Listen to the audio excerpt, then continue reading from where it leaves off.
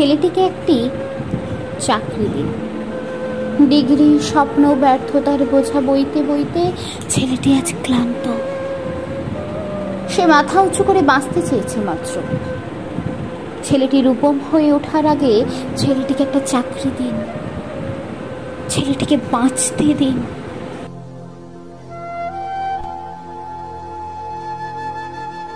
রূপমকে একটা চাকরি দিন। এমএ পাস, বাবা নেই, আছে প্রেমিকা। সে আর 2-1 মাস দেখবে,